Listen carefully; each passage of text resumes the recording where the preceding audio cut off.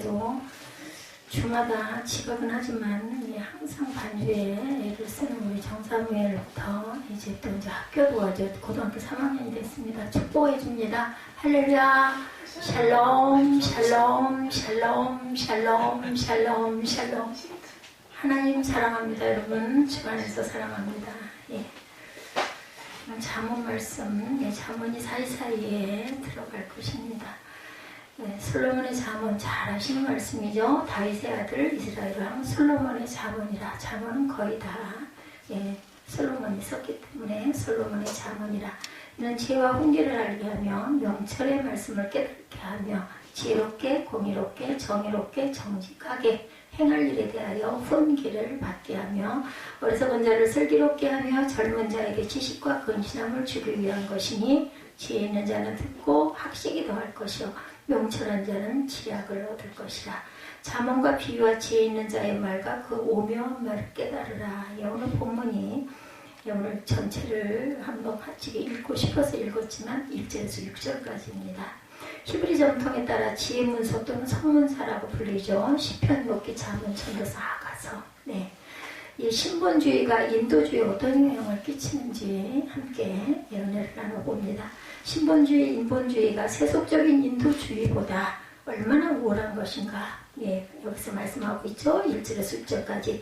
진정한 기독교의 인도주의가 균형 잡힌 인도주의의 뿌리가 된다는 것을 지혜문서가 말씀하고 있습니다. 예언서가 하나님과 사람의 수직적인 관심에 강조점이 있다면 지혜문서는 수평적인 관심, 차안적인 그런 이 세상의 삶의 관계를 말씀하죠. 그에게 지혜문서는 인생에 어떻게 와서 어떻게 살다가 가는가, 이러한 근본적인 문제, 사람과 하나님, 사람과 사람, 사람과 자연의 관계성 속에 내재하는 하나님의 창조 질서를 이해하고 파악해서 어떻게 올바른 삶을 살 수 있겠는가 하는 비교를 논한 히브리 인생 철학, 아니면 히브리 인간 교육적인 관심이 그 중심을 이루고 있습니다. 성경의 지혜문서가 이 세상에 깊은 관심을 가진다고 할 때 세속적인 철학의 학과는 다르죠. 세상의 지혜는 어떻게 하면 성공적인 삶을 살 수 있는가 하는 문제에 모든 관심이 귀결이 됩니다. 성공적인 삶의 비결이 이것이 애굽이나 메소포타미아 지혜문서의 알파와 오메가이죠. 그러나 성경의 지혜문서는 어떻게 하면 올바른 삶을 살 수 있는가에 궁극적인 관심이 있습니다. 성공적인 삶은 아무래도 좋다, 어떤 의미에서는 실패해도 괜찮다, 그러나 어떻게 하면 사람다운 올바른 삶을 살 수 있겠는가, 올바른 삶의 비결, 이것이 지혜문서의 관심사입니다. 성공적인 삶의 비결과 올바른 삶의 비결, 무엇이 더 인간적이고 또한 인도주의적일까? 잠언이란 말 자체가 비슷한 것을 비교한다는 뜻을 갖고 있습니다. 잠언, 세상적인 것과 신앙적인 것, 올바른 삶과 성경적인 삶, 찰나적인 것과 영속적인 것의 비교를 통해서 올바른 인도주의를 표출시키죠. 그럼 무엇이 올바른 삶을 가능케 하는 것일까요? 구약 지혜문서의 파벌성은 올바른 삶을 가능케 하는 근본적인 특징이 있어요. 바로 무엇이다? 여호와를 경외하는 것이 지혜의 근본이다, 이렇게 말씀합니다. 올바른 삶, 참 성공적인 삶의 뿌리는 야훼의 경외에 있다고 지혜문서는 가르치죠. 잠언 1장 7절에도 야훼를 경외하는 것이 지식의 근본이요를 미련한 자는 지혜와 훈계를 멸시한다. 9장 10절에도 야훼를 경외하는 것이 지혜의 근본이요 거룩하신 자를 아는 것이 명철이다. 15장 33절에도 야훼를 경외하는 것은 지혜의 훈계라 겸손은 존귀의 길잡이다, 이렇게 얘기합니다. 전도서 12장 13절에 일의 결국을 다 들었으니 하나님을 경외하고 그의 명령을 지킬지어다, 이것이 모든 사람의 본분이다. 시편 111편 10절에도 야훼를 경외함이 지혜의 근본이라 그의 계명을 지키는 자는 다 훌륭한 지각을 가진 자이니 야훼를 찬양함이 영원히 계속되리로다 증거합니다. 그럼 먼저 지혜문서에서 야훼 경외란 무엇을 의미하는 것일까요, 여러분들? 첫째로 하나님의 창조 주권과 창조 질서 속에 나타나는 하나님의 역사적인 통치 주권에 대한 인식과 인생 편에서의 응답을 나타내고 있습니다. 야훼를 경외한다고 할 때 예언서의 관점인 계약의 질서에서 이해하지 않고 지혜 문서의 수편적인 삶에서 이해한다면 하나님의 창조 질서와 통치 주권에 감격하여 찬양과 감사로 응답을 합니다. 찬양할 때 여러분들 어떠세요? 네, 저는 찬양할 때 참 마음에 감동이 참 많이 옵니다. 나 같은 것도 인생이라고 하나님께서 공의와 자비와 긍휼로 살게 해주신 감사하며 순종하는 삶을 내가 살고 있구나. 또 하나님께서 귀한 달란트를 주셨음에도 그 젊은 날 그 귀한 음성을 목소리를 주셨는데 하나님께 영광 돌리기보다는 세상의 영광을 구했던 저입니다. 그러다 보니 이 나이에 이제는 찬양을 잘 못해요. 목도 많이 잠기고 그래가지고 참 어려움을 많이 겪습니다. 여러분에게 더 좀 예쁜 목소리로 증거하고 전하고 싶은데 그렇게 하지도 못하고 기도도 입술로 이렇게 조그맣게 속소리로 기도를 해도 목이 잠겨서 말을 못하기 때문에 누구하고 통화도 못하기 때문에 그렇게 하지를 못해요. 마음으로만 그저 눈을 뜨고도 눈을 감고도 기도할 뿐입니다. 하나님께서는 중심을 아시니까 아시리라고 믿습니다. 그래 우리가 때가 있는 것 같아요. 기도를 한참 열중해서 그렇게 할 때는 몇 시간이고 그렇게 기도를 하고 눈물을 그렇게 폭포같이 쏟았는데 지금 눈물을 흘리기는 하는데 입술로 소리가 나게 기도하지를 못합니다. 둘째로 야훼를 경외하는 삶은 한마디로 악을 떠나는 것이다 이렇게 말씀하죠. 소극적으로 죄짓기를 두려워하는 삶, 지혜로운 자는 두려워하여 악을 떠나나 어리석은 자는 방자하여 스스로 믿는다. 잠언 14장 16절입니다. 잠언 11장 6절에는 정직한 자의 공의는 자기를 건지려니와 사악한 자는 자기의 악에 잡힌다 이렇게 말씀하세요. 이렇게 하나님의 창조 질서를 따라서 하나님이 없다고 하는 세상을 떠나 야훼를 경외하는 올바른 삶을 살려고 할 때 올바른 하나님의 지혜가 반드시 필요합니다. 오늘 본문은 야훼를 경외하는 올바른 삶을 실현하는 데 필요한 올바른 지혜가 무엇인지 실천적인 개념들을 평행법적으로 통해서 말씀하고 있어요. 이 잠언 1장은 우리 새벽 예배에 올라와 있는 말씀이기도 합니다. 여러분들 혹시 블로그 들어가 보시나요? 남들은 들어와 보고 얘기를 하기도 하고 전화가 오기도 합니다. 가끔인데 우리 그 성도님들은 너무 바쁘셔서 그런지 뭐가 올라와 있는지 한 번도 살피시질 않는 것 같아요. 오늘 본문 1장 2절에서 4절까지 보면 9가지 개념이 정리되어 있습니다. 야훼를 경외하는 올바른 삶의 첫째 지혜는 뭐라고 그래요? 훈계라고 얘기합니다. 훈계란 여러분들도 잘 아시죠? 아랫사람에게 훈계한다 이런 얘기 또 왜 훈계해 이렇게 또 반발을 많이 하죠. 바로 잡아준다라는 뜻을 갖고 있어요. 훈계라는 것은 지혜는 곧 훈계인데 지혜란 것 생애 목표를 바로 잡아주는 것이다. 우리의 인상관 내지 삶의 내용을 하나님의 창조 질서에 맞도록 재조정하는 것이 곧 지혜입니다. 하나님의 창조 질서가 엄연히 있는데 거기에 자기의 인생 목표를 맞추지 않고 다른 데 맞추면 실패할 수밖에 없어요. 그래서 우리가 기도를 하죠. 때로는 감동으로, 때로는 말씀으로, 때로는 마음의 평감으로 이렇게 마음의 응답을 성령께서 해주시죠. 그러므로 올바른 삶의 지혜의 가장 중요한 요소는 훈계, 곧 바로잡는 것이다. 감동이 오지 않을 때는 어때요? 그럴 때도 많죠. 10번 중에서 아니면 100번 중에서 한두 번 계속 기도해야죠. 그럼 하나님 뜻을 깨닫게 되죠. 어떻게 바로잡느냐? 하나님의 창조 질서에 맞도록 우리 인생관의 방향을 재조정합니다.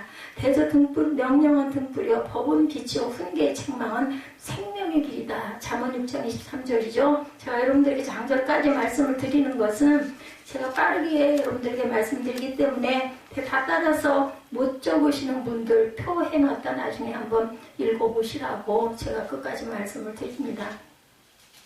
대저 명령은 등불이요 법은 빛이요 훈계의 책망은 곧 생명의 길이라. 이스라엘아 들으라. 우리 하나님 야훼는 오직 유일한 여호와시니 너는 마음을 다하고 뜻을 다하고 힘을 다하여 네 하나님 야훼를 사랑하라. 너무나 잘하는 말씀이죠. 신명기 6장 4절에서 6절입니다. 내 아들아 내 아비의 훈계를 들으며 내 어미의 법을 떠나지 말아라. 오늘 8절이죠. 오늘날 내게 명하는 이 말씀을 너는 마음에 새기고 좌로나 우로나 치우치지 말고 내 발을 악에서 떠나게 하라. 잠언 4장 27절입니다. 청년이 무엇으로 그의 행실을 깨끗하게 하리까? 주의 말씀만 지킬 따름입니다. 시편 기자가 이렇게 고백해요. 119편 9절이죠. 야훼를 경외하는 올바른 삶의 둘째 지혜는 훈계, 그 다음에 명철입니다. 명철이란 분별이라는 뜻을 갖고 있어요. 하나님의 창조 질서에 재조정된 안목으로 인생사를 볼 때 비로소 어떤 것이 선이고 어떤 것이 하나님 뜻에 맞지 않는 것인지 통찰력이 생기는데 그것이 곧 지혜라고 말씀하죠. 하나님의 창조 질서 속에 선과 악을 분별하며 옳고 그름 시기를 가리는 통찰력이 바로 지혜입니다. 욥기 28장 28절이죠. 스스로 지혜롭게 여기지 말지어다. 야훼를 경외하며 악을 떠날지어다. 잠언 3장 7절입니다.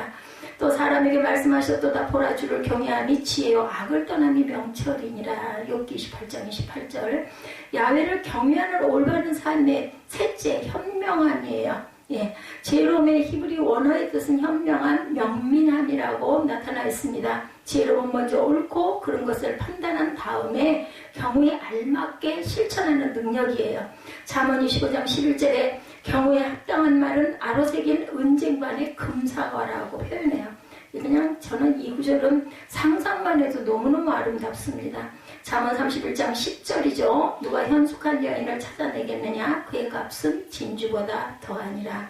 현숙하다는 원어의 의미는 귀하다라는 뜻을 갖고 있습니다. 때와 장소에 알맞게 실천하는 능력, 살림을 사랑하는 능력, 처세 불경의 유능함이 곧 현명함입니다. 야훼를 경외하는 올바른 삶의 넷째 지혜는 의로움입니다. 지혜문서에 의로움이란 이웃에 대한 사랑을 일컫고 있습니다. 이웃을 사랑하는 자는 지혜로운 자죠. 요셉도 고넬료도 의로운 사람이라 했는데 그들은 이웃에게 선을 행하는 사람이었기 때문이죠. 이웃을 사랑하여 구제하고 불쌍히 여기는 사람은 하나님께 꾸이는 것으로 지혜 있는 행동이다. 잠언 19장 17절에 가난한 자를 불쌍히 여기는 것은 야훼께 꾸어드리는 것이니 그의 선행을 그에게 갚아주겠다 이렇게 약속하셨어요. 그리고 다섯 번째 지혜는 공평입니다. 공평은 기울지 않다, 균형을 맞춘다. 공평해 이런 얘기 많이 하죠. 하나님의 통치주권 아래서만 공평은 이루어질 수가 있습니다. 창조 질서 속에 내재되어 있는 것이므로 어떠한 인간도 창조주 하나님 앞에 우리는 굴복해야 되죠. 모든 사람은 하나님 앞에 공평합니다. 똑같아요. 믿는 자나 믿지 않는 자나 유대인이나 이방인이나 똑같습니다. 십계명은 공평무사한 도덕의 법칙을 말씀합니다. 히브리서 1장 8절이죠. 내 아들에 관하여는 하나님이여 주의 보좌는 영원하며 주의 나라의 규는 공평한 균이라 말씀합니다. 잠언 21장 3절에는 의와 공평을 행하는 것은 제사 드리는 것보다 야훼께서 기쁘게 여기신다라고 말씀하세요. 하나님은 불의함도 없으시고 편백됨도 없으시니 지혜자는 편백됨과 정실에 따라 움직이지 말고 공평무수한 공도로 행해야 한다. 야훼를 경외하는 올바른 삶의 여섯 번째 지혜는 정직입니다. 정직함이란 곧 인격의 성실성을 얘기하죠. 정의나 공평한 삶이란 인격의 성실함으로 이루어지죠. 정당하지 않은 지혜가 제 기능을 발휘할 수가 없습니다. 잠언 14장 2절이죠. 정직하게 행하는 자는 야훼를 경외하여도 패역하게 행하는 자는 야훼를 경멸하느니라 했고 시편 15편에는 야훼의 성산에 거할 자는 한마디로 정직히 행하고 거짓을 말하지 아니하는 자다라고 말씀하세요. 하나님은 은혜로운 계약을 지키시는 신실하신 하나님이십니다. 정직은 최상의 정책이죠. 그러므로 약속을 지키지 않는 자는 믿음이 없는 자들이다. 참 지혜는 정직에 있고 정직이 없는 간사한 지혜는 결국 멸망하죠. 가장 중요한 재산의 신용을 잃어버려 사회에서 매장되고 맙니다. 야훼를 경외하는 올바른 삶의 일곱째 지혜 슬기로움입니다. 슬기로움이란 상황 판단이 빠르고 그 상황에 대처하는 임기응변의 꾀가 있음을 말하죠. 죄악의 유혹을 재빠르게 벗어나는 것이 바로 슬기로움입니다. 요셉은 보디바라의 유혹을 받았을 때 내가 어찌 야훼께 득죄하리까 하면서 도망가죠. 옷을 벗어놓고 도망가서 나중에 감옥에 갇히죠. 다니엘은 마음이 민첩해서 아무 틈이나 아무 허물을 찾지 못하였다. 다니엘 6장 4절입니다. 악을 멀리 떠나고 일과 상황 판단에 민첩한 사람이 지혜의 사람이다. 여덟 번째 지혜는 지식입니다. 이 지식은 학문의 이론적인 지식이 아니라 오랜 경험과 체험을 통해서 깨닫고 터득된 삶의 예지입니다. 기독교 역사에 근거한 종교. 우리는 역사적인 체험과 지식을 존중해야 하죠. 로보암은 나이 많은 충신들의 충고를 거절하다가 그만 멸망을 당하죠. 열왕기상 12장 8절에 보면 왕이 노인들의 자문하는 것을 버리고 자기 앞에 모셔있는 자기와 함께 자라난 어린 사람들과 의논을 하다가 그만 나라가 망하죠. 잠언 1장 8, 9절에 내 아들아 내 아비의 훈계를 들이며 내 어미의 법을 떠나지 말라. 이는 내 머리에 아름다운 관이요 내 목에 금사슬이니라고 말씀합니다. 야훼를 경외하는 올바른 삶의 9째 지혜는 근신입니다. 근신이란 말과 행동을 즉흥적으로 기회주의적으로 하지 않고 계획성을 가지고 목표지향적으로 인생을 설계하는 것을 의미합니다. 아무 소리 안 하고 가만히 있는 것은 근신이 아니죠. 계획성을 가지고 자기의 목표를 설계할 수 있는 깊은 능력이 올바른 삶으로 이끌어가는 지혜입니다. 너는 모략으로 싸우라. 승리는 지략이 많음에 있느니라. 잠언 24장 6절입니다. 묵시가 없으면 백성이 방자에 행한다. 잠언 29장 18절입니다. 이와 같은 9가지 지혜로운 인격의 속성이 구비될 때 구약이 말씀하는 바 지혜의 탁월성에 이끌어가는 야훼 경외의 올바른 삶이 열린다라고 말씀하죠. 오늘 본문 5절에 지혜 있는 자는 듣고 학식이 더할 것이요 명철한 자는 지략을 얻을 것이라고 했는데 이렇게 9가지 계약을 경외하는 올바른 삶의 지혜를 가진 자가 되시기 바랍니다. 9가지 말씀드렸죠. 훈계, 명철, 현명, 의로움, 공평, 정직, 슬기, 지식, 근신, 지혜입니다. 바꾸고 말하면 바로잡음, 분별함, 통찰력, 유능함, 그리고 사랑, 중형, 성실, 민첩, 경험, 계획, 이것이 바로 지혜라고 말씀합니다. 지혜 있는 자고 명철한 자가 일단 지혜의 9가지 속성을 가지고 야훼를 경외하는 인격을 닦으면 학식, 진리 탐구가 유용해진다. 오늘 말씀하죠. 명철한 자가 열심히 진리를 탐구하여서 학식이 더해지면 지략, 곧 지도력을 얻게 되고 이웃과 더불어 인류 사회에 봉사할 수 있는 능력을 발휘하게 됩니다. 그리고 9가지 속성이 구비된 지혜로운 진리를 탐구하고 지도력을 갖추어갈 때 우리 사이에 창조적이고 성공적인 상황이 조성되므로 신본주의에 뿌리박은 진정한 인도주의가 인류 사이에 꽃피어갈 줄로 믿습니다. 야훼 경외의 수직축이 세워지고 난 다음에 진정한 인도주의적 휴머니티의 수평축이 세워져야 되죠. 그래서 십자가가 수평과 수직이 만나죠. 가운데서 창조주 하나님의 지혜가 인격화되어서 예수 그리스도 안에 나타난 지점이고 예수 그리스도의 십자가의 모습입니다. 저도 목에 십자가 목걸이를 요즘에 잘 겁니다. 수영을 매일 다닐 때는 이거를 자꾸 잊어버려가지고 아예 떼놨었는데 요즘엔 자주 가지 않으니까 이렇게 십자가 목걸이를 또 오랜만에 거니까 참 부족하죠. 이 십자가 목걸이를 거는 게 부끄러울 정도로 많이 부족한데도 마음에 감동이 있고 감사가 있더라고요. 이 십자가의 수직축과 수평축의 교차점에 우리의 삶이 있다는 것을 잊지 마시기 바랍니다. 사도 바울이 말하죠. 유대인은 표적을 구하고 헬라인은 지혜를 찾으나 우리는 십자가에 못 박힌 그리스도를 전하니 유대인에게는 거리끼는 것이요 이방인에게는 미련한 것이로되 오직 부르심을 받은 자들에게는 유대인이나 헬라인이나 그리스도는 하나님의 능력이요 하나님의 지혜니라. 아멘. 하나님의 어리석음이 사람보다 지혜롭고 하나님의 약하심이 사람보다 강하니라. 고린도전서 1장 22절에서 25절입니다. 내가 너희와 라오디게에 있는 자들과 물은 내 육신의 얼굴을 보지 못한 자들을 위하여 얼마나 힘쓰는지 너희가 알기를 원하노니 이는 그들로 마음의 위안을 받고 사랑 안에서 연합하여 확실한 이해의 모든 풍성함과 하나님의 비밀인 그리스도를 깨닫게 하려 합니다. 그 안에는 지혜와 지식의 모든 보화가 감추어져 있다. 골로새서 2장 1절에서 3절 말씀입니다. 야훼를 경외하는 올바른 삶의 지혜를 가지고 진리를 탐구하며 지도력을 개발하시기 바랍니다. 그리하여 신본주의에 뿌리박은 성경적인 휴머니티를 꽃피워 하나님께 영광을 돌리고 인류에게는 평화의 복음을 증거하시기 바랍니다. 여러분이 그렇게 살면 하나님께로부터 귀한 하늘의 은총이 임하실 줄로 믿습니다. 잠언 22장 4절에 겸손과 야훼를 경외함의 보상은 재물과 영광과 생명이니라 말씀하셨어요. 하나님께서 당신의 말씀을 경청하고 순종하는 자에게 야외를 경외하는 올바른 삶의 지혜를 가지고 실천해 나가는 자에게 물질도 주시고 영향력도 주시고 풍성한 삶을 살게 해주신다. 이것보다 귀한 것은 저는 영적인 축복이라고 생각합니다. 여러분들이 예수를 믿고 주일날 어렵게 힘들게 여러 가지 계획과 하실 일도 많고 아니면 휴식이 필요하기도 한데도 교회에 나오시죠.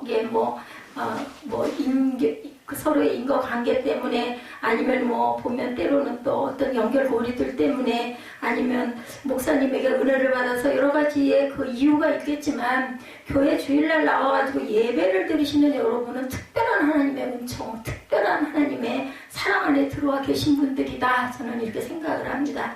저는 태어나서 한 게 아무것도 없어요. 다만 태어나서 하나님을 알고 예수님을 좋아하고 교회를 기뻐했던 거, 그게 하나가 제가 이렇게 살아있는 하나의 은혜라고 저는 그렇게 생각을 합니다. 이 복은 이 세상에서만 끝나지 않고 하늘나라에서도 계속되죠.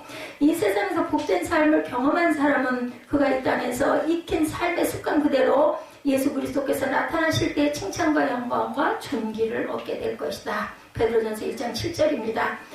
칭찬은 인식의 차이가 다른 것이고 영광은 영역의 차원이 다른 것이며 존귀는 사랑의 강도가 다릅니다. 이 땅에서도 그렇지만 내세에도 인식의 차이가 다르고 영역의 차원이 다르며 사랑의 강도가 다른 삶은 오직 겸손과 야외 경외함에 깃든 삶에서 기인한다라는 것.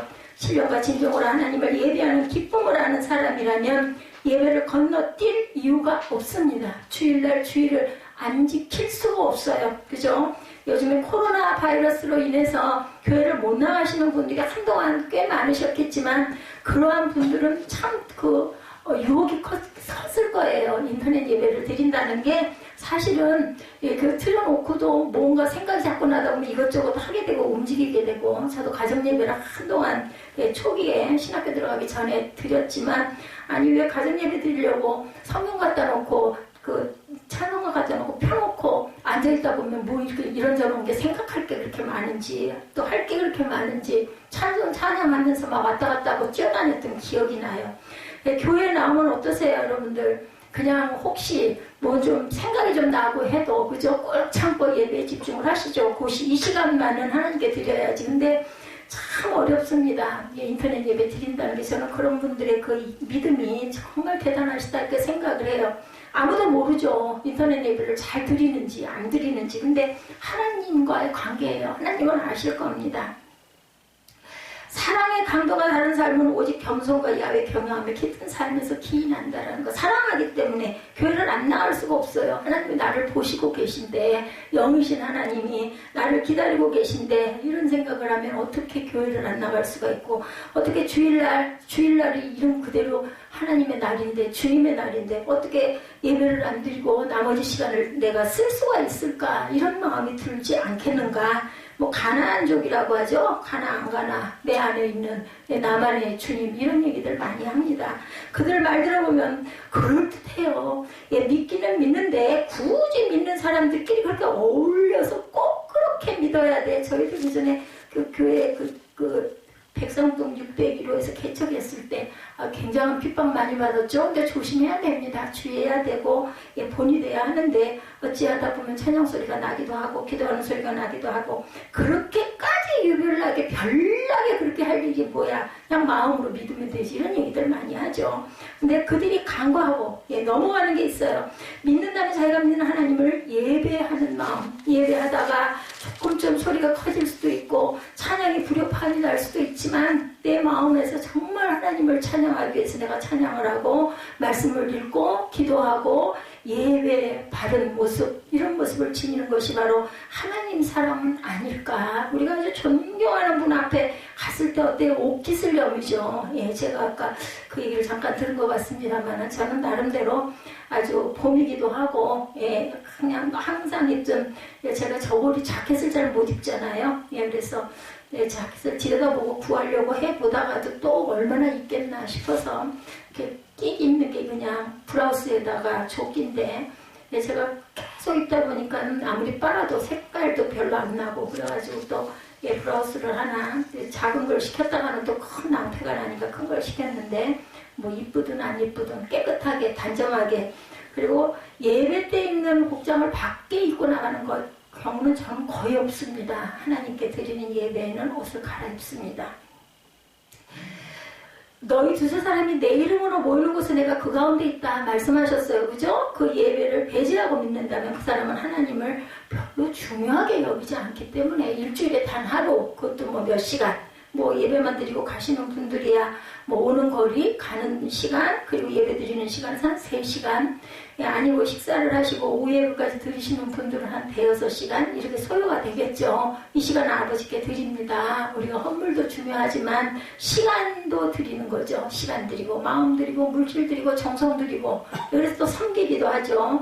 식사를 우리 정리하고 할 때 차려주시고 닦아주시고 챙겨주시고 설거지해 주신 거 정말 귀한 은혜입니다. 예. 하나님을 예배한다는 것은 우리 신앙의 핵심입니다. 성경의 모든 믿음의 사람들은 예배를 드렸죠. 아브라함이 가는 곳마다 제단을 쌓았다고 창세기 보면 나옵니다. 야곱이도 하나님께 예배를 드렸어요. 야곱도 그거 정말 지렁이 같은 야곱아예요. 정말 보면은 온전치 못한 사기성이 있는 우리 인간의 본성 속에 있는 모습이죠. 예, 그런데도 하나님 사랑에 대한 갈구가 있어서 야곱이 믿음의 조상이 됩니다. 모세가 이스라엘 백성들에게 하나님의 구원의 뜻을 전달했을 때 그들이 하나님께 경배했다라고 말씀하죠. 이스라엘 백성들이 애굽에서 나와 광야에서 하나님께 예배를 드렸고, 언약궤가 예루살렘으로 옮겨졌을 때 다윗이 어떻게 하면서 춤을 추면서 옷이 막 흘러내려가가지고 아내에게 책망을 받으면서도 자기는 기뻐하면서 예배를 드립니다. 춤을 추면서 솔로몬이 성전을 지은 이유가 이래서 이스라엘 백성이 거기서 예배하기 위해서, 그죠? 예, 그리고 1000번제도 드리죠. 유명한 1000번제. 예수 그리스도를 통해 우리는 더 이상 예루살렘도 아니고 사마리아도 아니고 어디서든 진정과 신령으로 하나님을 예배할 수 있어요. 얼마나 감사한지 몰라요. 내가 있는 그곳이, 내가 하나님을 모신 곳이 성전이 될 수도 있습니다. 그래서 우리 몸이 성전이라고 그러죠. 우리 몸을 귀하게 여기시고 잘 섬기시기 바래요. 저는 그 부분에서는 하나님께 불효한 자녀입니다. 하나님의 귀한 몸을 주셨는데 이렇게 불편하게 한 것도 잘못한 거죠. 보좌에 계시며 어린 양께 찬송과 정교와 영광과 능력이 세세토록 있을지어다 했어요. 예배한다라는 거죠. 근데 그 예배를 드리지 않는다면 그 사람은 천국에 가면 이방인이 될 것이에요. 해본 적이 없는 일, 해본 적이 없는 일을 천국에 가서 처음 배울 수는 없겠죠. 우리가 뭐 한다, 우리 훈련한다 이런 얘기 많이 합니다. 예수님도 광야에서, 그리고 바울도 광야에서, 그 아주 모세도 40년을 광야에서 전부 다 훈련을 받은 기간이죠. 예수님은 시험을 당하시죠. 40일 금식으로 나서. 그렇기 때문에 하나님을 만나본 적이 없는 사람, 은혜를 깨닫지 못한 사람은 당연히 이런저런 이유를 대서 반박을 합니다. 뭐 꼭 그렇게 유배를 떨고 꼭 그렇게 해야 돼, 꼭 교회를 나가야 돼, 나는 그런 필요 없다고 생각해. 성경 읽으면 되지 뭐 이런 얘기도 많이 하죠. 근데요, 우리가 정말 사모한다면 막 가고 싶어 죽겠죠. 가서 꼭 예배를 드려야 마음이 편안하죠. 그런 마음 때문에 교회에 나오시죠. 여러분이나 저도 믿음이 없다면 그랬을 거예요. 믿음이 없다면. 제가 어렸을 때 가장 저희는 정말로 이사를 많이 다녔어요. 이사를 가기만 하면 저는 동네 십자가 먼저 찾았습니다. 근데 그래야만 제가 마음이 편했기 때문에, 믿음이 없다는 믿음을 안 믿는 이유를 변명하기 위해서 무슨 말을 갖다 끌어다 붙여서 반복들을 하죠. 기독교는 약자의 종교, 사람이 고독하니까 믿지, 나는 강해, 내 주먹을 믿어. 제가 어렸을 때 이런 얘기 우리 외삼촌한테 많이 들었어요. 인생의 상상력에 발로라, 무슨 말을 못하겠나, 믿음이 없기 때문에 이런저런 말을 많이 합니다. 그럼 왜 믿음이 없는가? 여러 가지 이유가 있지만 기도하는 사람들이 없기 때문에, 영적인 분위기가 냉랭하기 때문에, 사람들이 완악한 마음을 돌이킬 만한 성령의 감동을 경험하지 못했기 때문에, 그리고 담대히 하나님의 말씀을 전하는 사람이 없기 때문에 들을 기회가 없었다. 이런 여러 가지 이유들이 있습니다.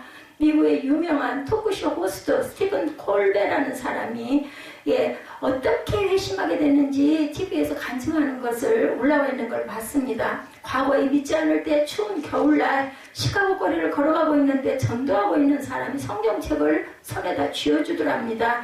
그래서 이 콜베어가 성경책을 집에 가가지고 주머니에 쑤셔 넣었다가 뭐가 뚱뚱하니까 꺼내가지고 휙 펴봤더니 딱 보여주는 게 이럴 때는 이런 구절을 읽으시오 이런 안내문을 표지에 끼워놨더랍니다. 뭐 기도원 성경책들이 이렇게 그 편집들을 많이 하는 것 같아요. 본인이 당시에 염려가 너무나 많았기 때문에 염려할 성경 구절을 찾아봤더니 예수님이 말씀하시더라는 거죠. 무엇을 먹을까 무엇을 마실까 염려하지 말아라. 내일들을 염려하지 마라. 너희가 어찌 염려하여 머리를 하얗게 검게 할 수가 있겠니? 라고 말씀을 하셨더라는 거죠. 그 구절을 읽는데 그만 자기 마음에 꽉 박혀 화살이 박히는 것처럼 감동이 오더라는 거죠. 그 말씀이 자기의 마음에 꽂힌 것을 경험하면서 그 순간 믿음을 회복했다 이렇게 간증을 하더랍니다. 이것이 하나님의 역사이시고 방법입니다. 여러분들 찬양하실 때 마음에 감동이 오고 뭉클하고 눈시울이 뜨거워지지 않으세요? 성령께서 저와 여러분과 함께 하신다라는 증거입니다. 그거 생각하면 또 눈물 나죠. 왜? 감사해서 나 같은 걸 아시고. 성 어거스틴이 바로 이런 방법으로 회심하죠. 하나님은 영이세요. 그래서 제가 마지막 찬양을 마라나타로 끝내지 않고 주님의 성령을 주시옵소서 하는 찬양을 한 곡 더 했습니다. 하나님은 영이시다. God is Spirit. 전지전능하신 하나님이시죠. 하나님이 우리와 소통을 원하세요. 항상 소통하기를 원하십니다. 특별히 인간의 언어를 통해 소통을 시도하죠. 그렇기 때문에 하나님께서 언어를 사용하시는 방법이 무엇이에요? 성경이겠죠. 말씀 속에서. 또 찬양도 전부 다 성경 말씀 속에 기준을 해서 찬양을 만들기 때문에 우리가 찬양으로 제가 늘 그렇게 기도합니다. 정말 하나님 예전에 비해서 예수님 제가 기도가 너무너무 부족해요. 제가 몸이 공고해서 또한 목소리가 이래서 못합니다. 뭐 핑계겠죠. 근데 하나님 저와 함께 해주세요 하고 저는 간절히 마음으로 소원합니다. 특별한 경우 하나님이 무슨 이적, 기적, 꿈, 환상 이런 게 있을 수도 있어요. 그렇지만 대부분은 말씀을 통해서 감격과 감동, 사람마다 여러 가지 방법이 있어요. 성경을 보다가 그냥 뭉클하고 글자가 그냥 눈에 내 가슴을 꽉 꽂히는 경우, 그 글씨가 엄청 크게 활자가 특별하게 커지는 경우, 저는 뭐 그런 경험을 여러 번 할 때마다 눈에서 그걸 띄지를 못하고 계속 뚫어지라고 쳐다봅니다. 저는 또 찬양을 하다가 보면은 막 마음이 뭉클해서 눈물을 흘리기도 합니다. 인간의 언어를 통해 소통을 하시는데 그렇기 때문에 하나님의 오묘한 영적인 진리를 사람들에게 깨닫게 하기 위해서 사용하시는 언어의 장르가 본문, 잠언 1장의 6절에 잠언과 비유와 지혜 있는 자의 말과 그 오묘한 말을 깨달으라 이렇게 말씀하셨어요. 1절부터 5절까지는 사람이 공부를 해도 얻을 수 있는 지식과 지혜, 그래서 학식이라든가 요략이라든가 지식, 근신 이런 사람이 현명하게 살기 위해 필요한 것을 말하는 건데 6절에 등장하는 이 장르는 공부해서 안 되고 학교에서 배워주는 것도 아니고 하나님의 은혜로만 깨달을 수 있는 영적인 언어라고 말씀하죠. 잠언과 비유와 지혜 있는 자의 말과 그 오묘한 말을 깨달으라. 그렇기 때문에 예수께서도 비유가 아니면 말씀하지 않으셨어요. 예수님이 비유를 사용하시죠. 예언이라는 언어는 상징적인 언어예요. 그림 언어, 시적인 언어, 문학적인 언어, 그것을 통해서 직설적으로 말하기 어려운 신령한 진리를 쉽게 말할 수가 있고 사람들이 쉽게 그것을 깨닫고 마음에 와닿게 하기 위한 방법이었습니다. 우리의 모든 교육, 철학은 불안정합니다. 안전한 게 아니에요. 학교에서 가르치는 방법, 많이 배운 사람일수록 영적인 장르를 잘 깨달지를 못해요. 그래서 남성보다는 여성들이 은혜를 더 많이 받죠. 많이 배운 사람일수록 이론, 증명, 데이터를 전달하는 데는 익숙한데 영적인 그러한 상징적인 언어와 감흥, 이런 그 언어에 대해서는 부정하거나 밀어내거나 아니면 안 들으려고 합니다. 우리가 성경을 통해 하나님의 음성을 들을 때가 그 오묘함을 깨달을 때가 비로소 하나님의 책을 펴고 우리에게 말씀하시는 것을 경험합니다. 눈이 피곤하고 아프신 분들은 한동안 한 20, 30년 전쯤으로 거슬러 한 20년 전쯤일까요? 듣는 거 엄청 귀에다가 많이 꽂고 산책하면서 운동하면서 귀에다가 하는 성경 말씀 꽂고 계속 들으면서 운동하시는 분들 제가 많이 봤습니다. 우리가 성경을 통해 하나님의 음성을 들을 때 이럴 때 유용하게 우리 산책을 하실 때거나 아니면 걷기를 하실 때거나 저는 수영하면서 천정을 바라보고 기도할 때가 참 많습니다. 말씀이 떠오르고 아니면 기도 제목 있고 할 때 대화를 하죠. 계속 물을 헤치면서 이전에 보지 못한 모든 것들이 순간순간 하나님께서 우리에게 감동으로 주시죠. 멜기세덱 같은 제사장도 아브라함이 전쟁에서 이겨오는 것을 보고 아브라함이 복받을 사람이라는 것을 알고 축복을 하죠. 여기서 저는 왜 사람들이 우리를 일찍 안 알아줄까 이런 생각할 경우가 많습니다. 그 이유는 멜기세덱도 아브라함이 나아가 싸워 이기고 돌아오는 것을 본 후에 아브라함을 축복한 것처럼 여러분들 우리도 우리가 믿음으로 나아가서 그 믿음의 결과를 거두면 사람들이 그것을 보고 오, 저 사람 결국 그렇게 애를 쓰고 그렇게 기도하고 하더니 아이고 하나님이 복 주시고 은혜 주셨네 이런 말을 한다는 거죠. 우리의 인생이 이래요. 이렇게 어둡고 깜깜합니다. 예, 굉장히 평범한 성경 구절 속에 이전에 알지 못했던 진리가 담겨 있는 것을 어느 순간 그래서 우리가 말씀을 묵상해야 된다. 그렇게 못하기 때문에 교회에서도 예배 시간이라도 저는 그냥 우리 한 장 다 읽죠 하고 읽을 때가 있습니다. 소위 은혜를 받는다고 할 때 그런 식으로 은혜를 우리는 받습니다. 그렇기 때문에 우리 자신이 은혜를 받고 남의 영혼을 살리기 위해서는 하나님이 사용하시는 장르의 언어에 우리가 익숙해야 되죠. 하나님이 사용하신 언어의 장르, 비유, 잠언, 지혜의 말, 그리고 오묘한 말, 사람의 생각으로 가르칠 수 없는 말, 성령이 사용하시는 언어, 성령의 언어를 통해서 하나님을 알게 된다. 그게 오늘 본문 1장 1절에서 6절까지의 말씀이었어요. 첫째 지혜는 훈계다 이렇게 말하죠. 무엇보다 하나님의 창조 주권과 창조 질서 속에 나타나는 하나님의 역사적인 통치 주권에 대한 인식과 인생편에서 응답, 그리고 명철, 현명함, 의로움, 그리고 올바른 삶의 공평, 그리고 정직, 슬기로움, 지식, 예, 그리고 근신 9가지를 말씀합니다. 하나님은 영이시죠. 잠언과 비유와 지혜 있는 자의 말과 그 오묘한 말을 깨달으시는 축복이 저와 여러분에게 임하시기를 주님의 이름으로 축복합니다. 우리 일단 찬양하시고 축도로 예배를 마치도록 하겠습니다.